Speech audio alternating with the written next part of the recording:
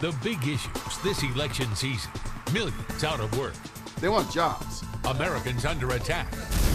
The United States will never tolerate efforts to harm our fellow Americans. And this hour, what to do about energy and the environment. You put $90 billion into green jobs. Who has the solutions? Voters must decide. Is the president on the right track? Fox News reporting breaks it down. Behind Obama's green agenda. From Denver, Colorado, here's Brett Baer. Colorado epitomizes American bounty.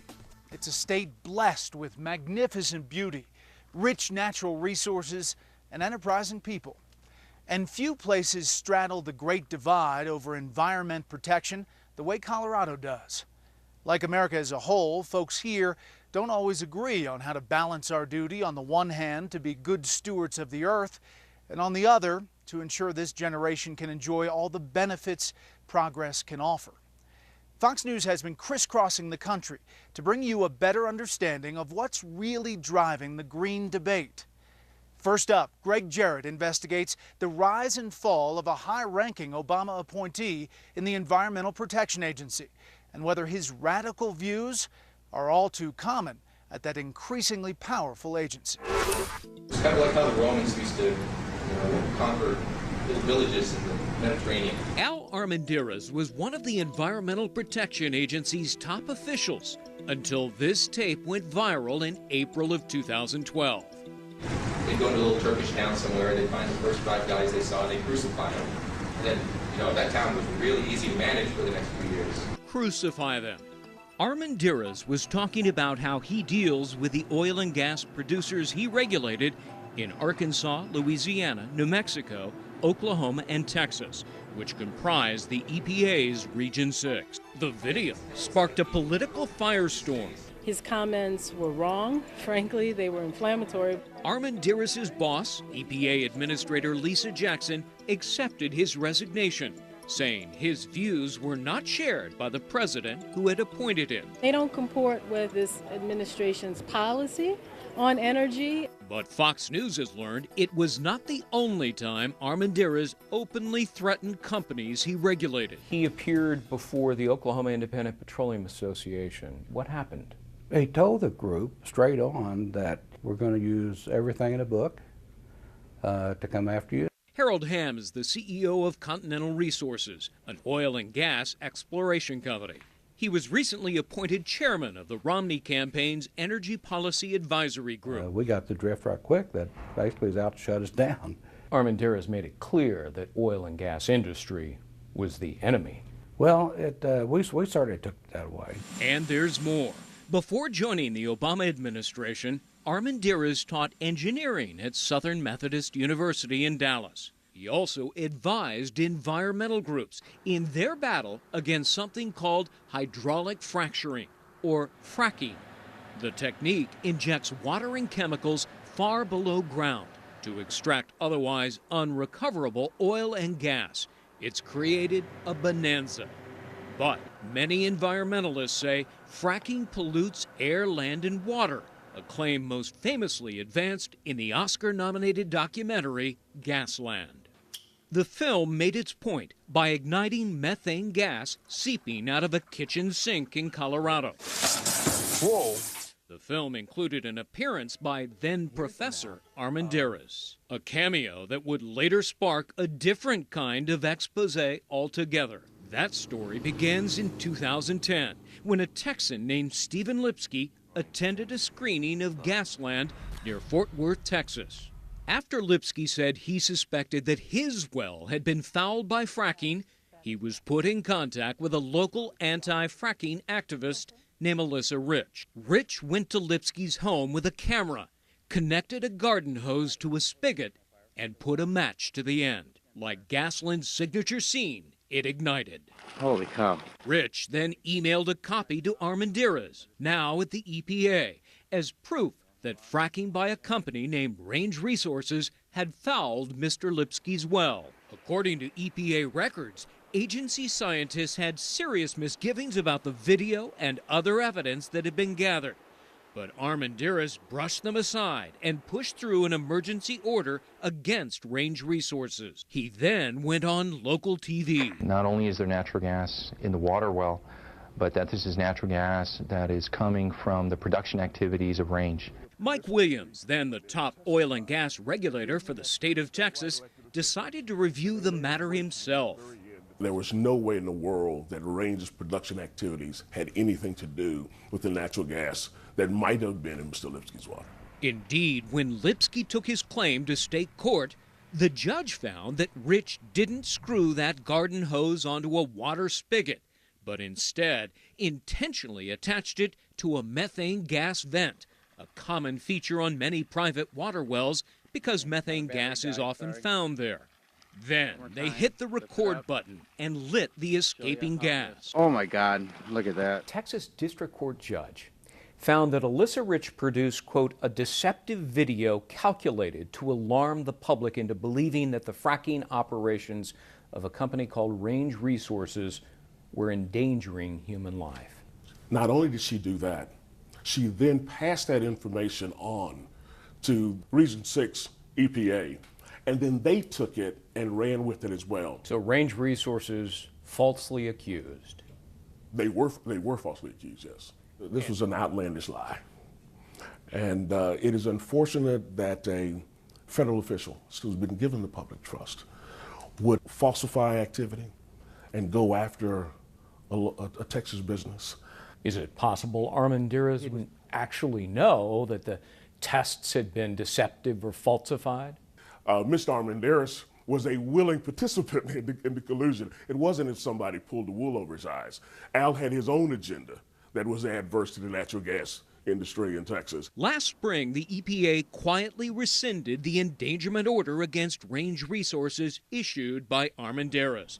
But Senator John Barrasso, a Wyoming Republican, insists this goes beyond one regulator's agenda. That's the way the EPA has been actually behaving over the last 2 years, and it's why they've gained this reputation for being abusive. He says in his state, another EPA administrator has twice tried to unfairly shut down a natural gas fracking operation. Their science has been called out as being faulty. I view it as a vendetta against red, white, and blue American energy. Coming up, how the EPA amassed power and what it wants to do with it after the break. Welcome back. At the heart of the debate over environmental policy is the Environmental Protection Agency. America is a lot cleaner than it used to be, and many give the EPA the credit. But that isn't all the agency is doing, or hopes to do in the future. So should Americans worry about EPA mission creep? Want to talk about environmental problems in America? Look back a few decades. LA smog was so bad in the 1940s, one day panicked Californians thought the Japanese had launched a chemical weapons attack. In the 1950s, you could barely see across Pittsburgh many days. In 1965, Time magazine pronounced Lake Erie a dead sea, killed by industrial pollution. And President Johnson declared the raw sewage flowing down the Potomac a national disgrace. For the first time, polls showed the environment was one of America's greatest worries. That presented an opportunity for LBJ's successor. President Nixon in 1968, he was moved by that to say to his people, get out front on the environment. Just days after Nixon took office, a huge oil spill hit Santa Barbara, California. Then, Ohio's Cuyahoga River caught fire. William Riley was one of Richard Nixon's senior environmental advisors. If you got rivers catching fire, you better be aggressive. Weeks after the first Earth Day in 1970, Nixon established, by executive order, the brand new Environmental Protection Agency. I mean, it's fair to say the government did a pretty good job of cleaning things up. Absolutely. As director of the Copenhagen Consensus Center, Bjorn Lomborg writes extensively on green regulators. Rivers are not catching fire anymore, and that's a great thing. We dug through some public opinion in those years, And even as the nation's air and water were getting cleaner and the toxic waste dumps were getting cleaned up, the American people were still getting increasingly worried about the environment. Why is that, do you think? We went from not worrying at all in the 40s and 50s to possibly worrying too much, or at least worrying about the wrong things. Blame that, Lomborg says, on a new genre of environmental doomsday books, beginning with Silent Spring by marine biologist Rachel Carson. A runaway bestseller in 1962, it envisioned humans gradually destroying the world by, among other things, the indiscriminate use of chemicals like DDT. Spraying of pesticides should be brought under strict control. Lomborg credits Silent Spring with launching the modern environmental movement. That movement showed its strength by getting William Ruckelshaus, the first EPA chief, to ban the insecticide DDT in 1972. The EPA's lead was followed by increasing restrictions worldwide of the pesticide over the next 30 years. And that, unfortunately, was incredibly wrong-headed. Wrong-headed, Lomborg says, because the DDT restrictions likely contributed to several million unnecessary deaths from mosquito-borne malaria worldwide. Silent Spring was followed by a string of bestsellers that predicted mass starvation, economic implosion, even the collapse of civilization itself, all within decades. Did people believe this stuff? Very clearly, most people believed it back in the 70s. The age was scared witless. The environmental movement began to morph into something new. And so did the EPA, says anthropologist Peter Wood, who has written extensively on the movement. EPA engaged in mission creep. It began to look at more elusive threats, chemicals that might or might not be carcinogenic. Americans do want protection from threats of all sorts, risks that we didn't even know about. By the late 1970s, increasingly intrusive EPA regulations led to a backlash. We will not permit the safety of our people or our environmental heritage to be jeopardized, but we are going to reaffirm that the economic prosperity of our people is a fundamental part of our environment. But even under President Reagan's watch, the EPA managed to turn a community into a ghost town. Times Beach, Missouri. Scientists found tiny traces of dioxin, at the time thought to be the most toxic chemical synthesized by man. The government permanently evacuated Times Beach, uprooting thousands. Today, that toxic town is a popular state park. That's right. The federal health official who ordered the evacuation later admitted he'd overreacted. Riley would become EPA's administrator 2 years later. He pushed to expand his agency's regulatory reach. What was your crowning achievement at EPA? Well, our crowning achievement was the use of market incentives for the first time in a major statute. He's talking about what's now known as cap and trade, a system that makes companies pay if they pollute. It was used to combat acid rain, sulfur dioxide from Midwest smokestacks said to be killing trees in the Northeast. A hugely effective, largely now accepted and supported approach to pollution control. The EPA got vast additional authority in 2007 when the Supreme Court ruled 5-4 that the Clean Air Act authorized the agency to regulate greenhouse gases, including carbon dioxide. Carbon dioxide is what we exhale. Carbon dioxide is necessary for plants. Long before he was a radio talk show host, Mark Levin started the Landmark Legal Foundation. In that capacity, he's regularly tangled with the EPA in court. We have an unelected branch of government giving another unelected branch of government enormous powers. What do you say to the people out there who say, Mark, calm down, it's not that bad? I don't mean to sound alarmist, but the Environmental Protection Agency has many of the attributes of the old Soviet system. Faceless bureaucrats, setting industrial policy. This is something we should be very, very concerned about as a people.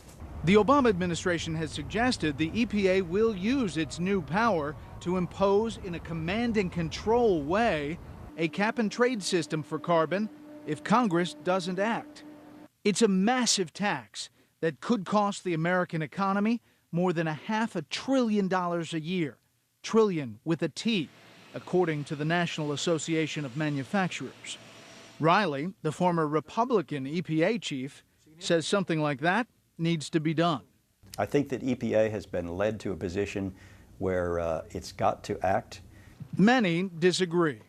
Among other things, the EPA cleanup operations of 40 years ago cost relatively little, and most everyone benefited. In contrast, an all-out effort to lower the temperature of the planet, assuming global warming is a real problem that humans can reverse, would surely be the most complicated and expensive undertaking in human history.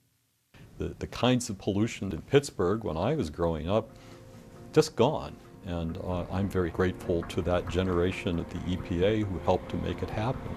For Peter Wood, the EPA's latest mission reveals not a concern for the environment, but a radical agenda that's less about the environment than most Americans might imagine.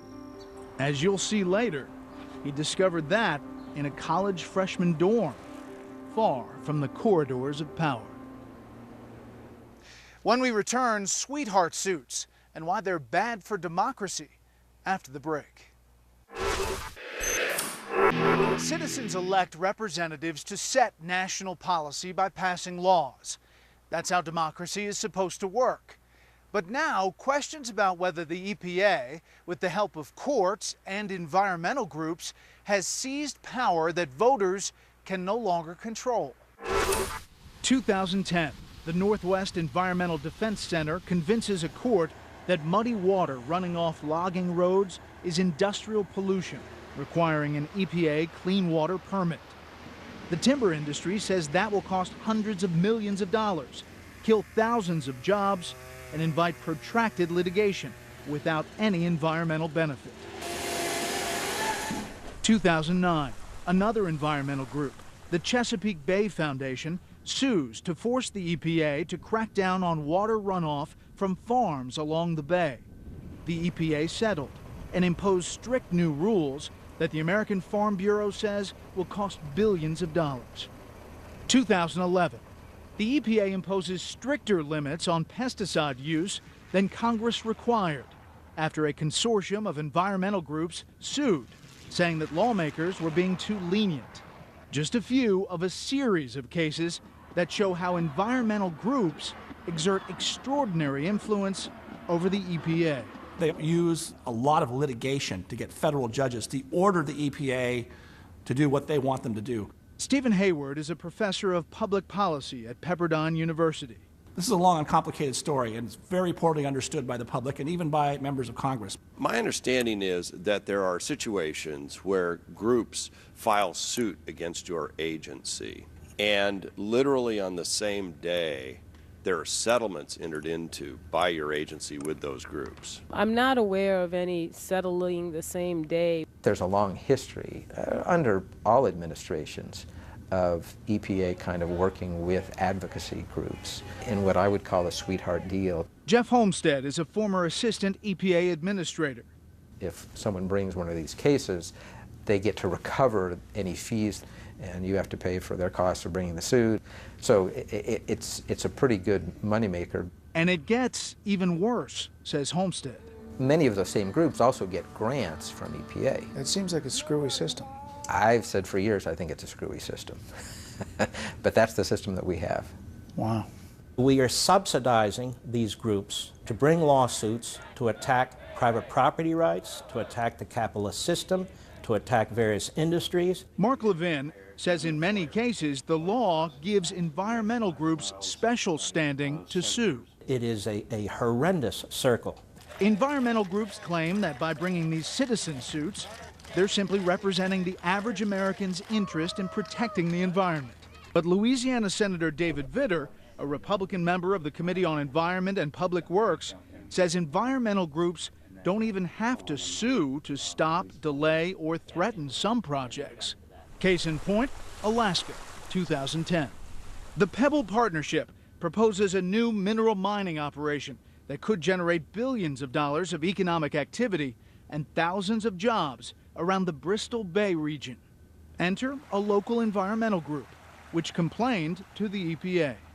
Despite the fact that no plan or permit had been submitted for review, the EPA announced its opposition to the project, concluding that it might interfere with a sockeye salmon habitat.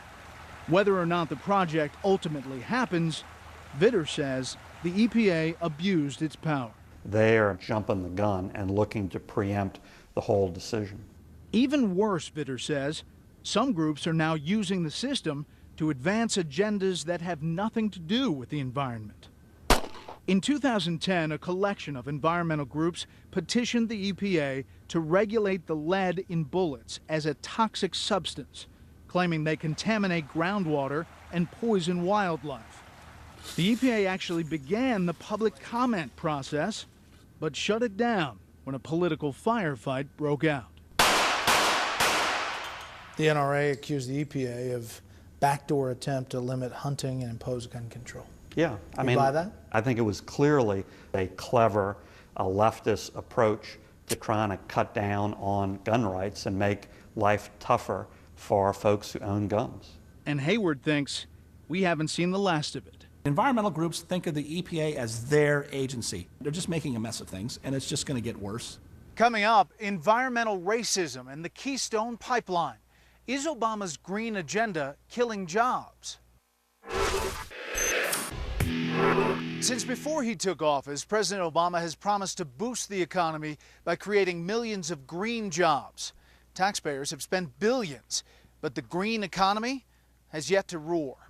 So what about the real existing economy, the one that overwhelmingly still depends on fossil fuels? If one decision captures for Obama's critics the radical nature of his green agenda, it's his refusal to go full bore on the Keystone XL pipeline. Our experts said that we needed a certain amount of time to review the project. The $7 billion project would transport oil from the petroleum-rich oil sands of Western Canada to refineries in Texas. The environmentalists were saying we've got to stop it and using every excuse they could. Senator James Inhofe is a Republican from Oklahoma. He says building the pipeline is a no-brainer for many reasons, starting with the thousands of private sector jobs economists predict it would create. We have all this capability, not just in producing and exploring, but also the pipelines going through. We have to keep the production in America. The Obama administration, however, says it's concerned the pipeline would pollute aquifers it would cross over. And of course, getting more Canadian tar sand oil to market could only, in the administration's view, accelerate global warming. But what really gets Inhofe is another argument advanced by EPA Administrator Lisa Jackson: environmental justice. It's what we see in inner cities, where air pollution makes kids miss school and workers stay home. It's what we see on tribal lands, where open landfills are rampant and drinking water is polluted. The environmental justice argument goes something like the Keystone Pipeline will end up in Port Arthur, Texas. The refinery is in a neighborhood largely populated by minorities. The refining process will therefore pollute. I would say that's one more fabrication used to retard our production in this country. Those people need jobs. I've been working with people in Port Arthur, and their biggest cry, their biggest request is to have more high-paying oil jobs. And this is what this Keystone Pipeline would bring.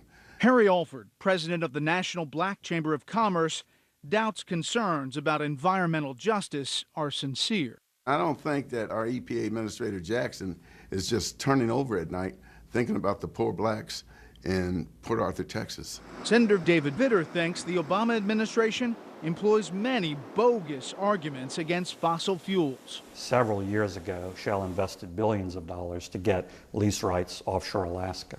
And the Obama EPA held that up for various imaginative reasons for a total of about 3 years. The most imaginative delay tactic, he says, asserting that emissions from Shell's ice-breaking vessels would only approach impermissible air pollution levels. And finally took action by the Congress and just took the entire jurisdiction of that particular matter out of the EPA's hands so this vital project could move on. The EPA wouldn't talk to us. They only sent a statement which asserted its good faith efforts on the environment and that, quote, for over 40 years, the EPA has taken sensible steps that protect the air we breathe and the water we drink. And then there's the moratorium on gas and oil exploration in the Gulf of Mexico after the BP oil spill. President Obama's then energy and climate czar, Carol Browner, imposed it over objections that it would kill even more jobs in the region already devastated by the spill. But Browner cited a panel of experts that she said recommended stopping all exploration and drilling in the Gulf. But that wasn't true. An Interior Department Inspector General probe concluded that Browner had implied that the experts had supported the moratorium, when in fact they had neither reviewed nor supported such a policy decision. And that investigation confirmed that Carol Browner in the White House doctored that report to lead to the moratorium. Browner wouldn't talk to us.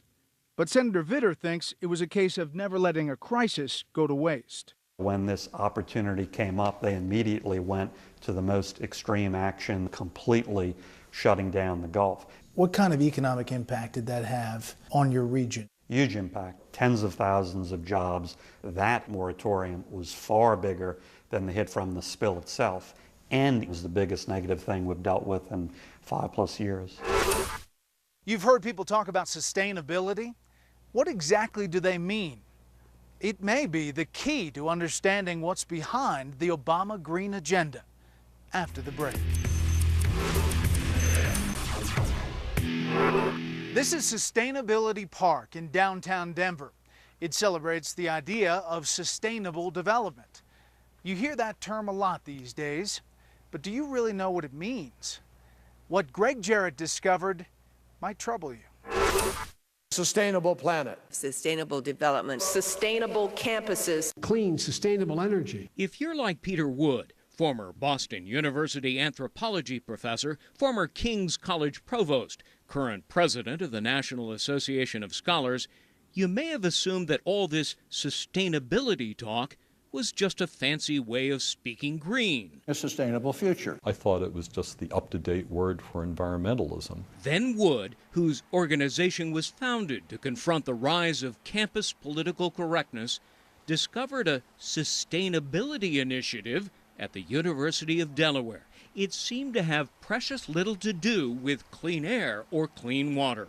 The 7,000 dormitory students were expected to participate. In this video, produced by another college watchdog group, you guys are so racist, don't be racist, don't be racist. Students ripped the program. You're important because you're from this race or you identify with this sexual orientation. I support gay marriage, but that doesn't mean everyone in the school should have to. The white students were told that they had to confess that they were racist. Students were told that if they didn't support gay marriage, they had to go stand in the corner. It sounds like what you're describing is students being brainwashed. It was an attempt to get inside students' heads, alienate them from American culture, make them feel guilty about the social attitudes they brought from their homes, and replace them with a basically quasi-Marxist view of the world. I don't think anybody ever got indoctrinated. That's not really what was going on. John Byrne is the director of the University Center for Energy and Environmental Policy, its top sustainability guru.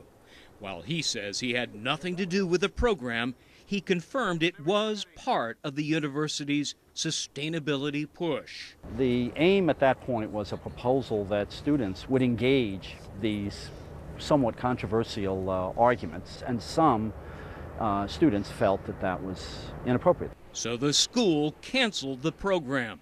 But Wood wanted to know what it had to do with sustainability in the first place. He got his answer in a University of Delaware computer presentation he found during his investigation. It illustrated the concept of sustainability with 3 overlapping circles: healthy environments plus strong economies and social justice.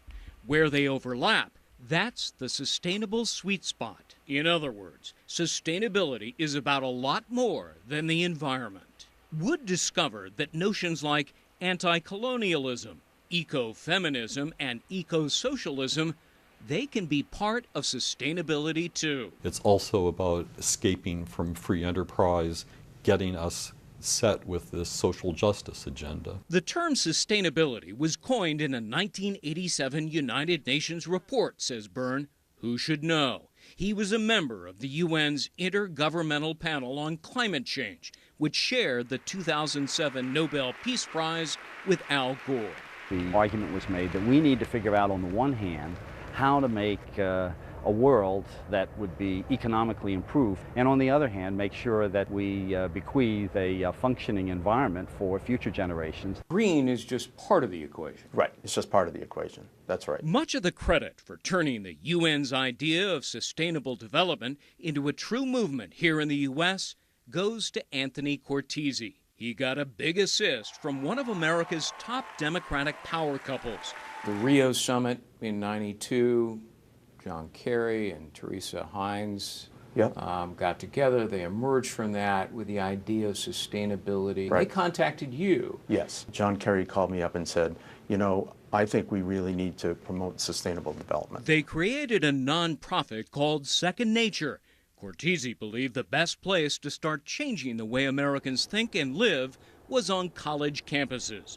So he pushed the university presidents nationwide to make advancing the sustainability agenda their school's #1 priority. How successful were you in getting their support? We started in early 2007 with 12 colleges and universities that stepped up and made this commitment. So now we have 677 in all 50 states. The sustainability movement is the biggest thing on the American college campus. And Wood says it shouldn't surprise anyone that it's led to outrage over things like that sustainability program at the University of Delaware. The sustainatopian view is that our civilization is founded on a rotten basis. This is not what we're intending to do. There's no liberal, there's no conservative, there's no ideology here. You're not driven by a liberal political agenda? No. But Second Nature's publications suggests otherwise. Sustainable development and environmental justice redresses past, present, and future maldistribution of resources, privileges, and rights of endangered communities, of poor people, and of communities of color. And it really does sound like liberal social theory. Is that what you want all college students to adhere to? No, it's what we want them to do is to understand what happened in the past and what the consequences were. That's not what it says. What it says is we're going to redress and repay the inequalities of the past. I mean, that's what it says. No. Can I see what it says? Sure. It's circled. Well, it was your report. Yes, it was our report. We've got to make up for past inequality. It's not the way I interpret it. The question is how the Obama administration interprets the word sustainability. The evidence suggests a lot like Cortese. Clean, sustainable economy. That's EPA Administrator Lisa Jackson. We must build and rebuild a country and an economy where everyone gets a fair shot. Is the key to President Obama's green agenda in this report. It was commissioned after the president signed an executive order calling for an integrated strategy towards sustainability in the federal government. The report recommends the agency incorporate into its daily affairs the 3 sustainable development pillars: social, environmental, and economic. Sounds like the EPA is on board with your sustainability. Yes. Sounds like it. While the EPA tells Fox it has not yet made any decisions on implementation of the report, other administration sustainability initiatives have moved forward. President Obama, is he on board with sustainability? For me, that's an open question, although I see disturbing signs of the sustainability movement being translated into public policy. Coming up, the choice for the November election might come down to 2 competing visions of progress. We'll explain when Fox News reporting returns after the break. When it comes to the environment, Americans apparently face a stark choice, not just between 2 sets of policy proposals, but 2 different visions of how the world works. In the end, however, it may come down to your idea of progress and your faith in mankind to overcome the toughest problems.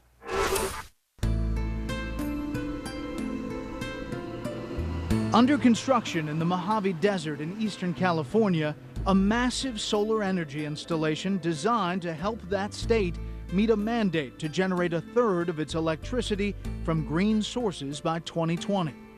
It's one of at least 17 solar and wind projects covering hundreds of thousands of acres, green-lighted with loan guarantees by the Obama Energy and Interior Departments in the Southwest. To President Obama, these massive installations, together with billions of dollars more to promote all sorts of green technologies, represent progress and a big down payment on the most soaring promise of his 2008 campaign. This was the moment when the rise of the oceans began to slow and our planet began to heal. You put $90 billion into green jobs. And these businesses, many of them have gone out of business. But in their first debate, Republican nominee Mitt Romney attacked the president's green agenda more than once. You don't just pick the winners and losers, you pick the losers. And a lot of the environmental debate today is over how much we know, how much we can know, and what we should do about it if we do know. Charles Kessler is senior fellow at the Claremont Institute and the author of a new book examining Obama's place in the American progressive movement. You have progressives who think that we're in a position to know much more about the future of nature, the future of the planet, than ordinary people think we can know. People like Buzz Hilberry. I'm no scientist, but CO is what makes plant grow, what make you breathe. They're trying to choke us all out by stopping the burning of coal. Welcome to West Virginia coal country. I saw people selling their homes, moving away from the state of West Virginia, moving away from my county. Folks here say Obama's green agenda threatens their way of life. Do you guys feel that the industry is under attack? Definitely. Absolutely. 100%. Yeah. But the Obama administration sees a much bigger problem that needs solving right now. Does it make any sense to pretend climate change isn't happening and hope we can deal with it later?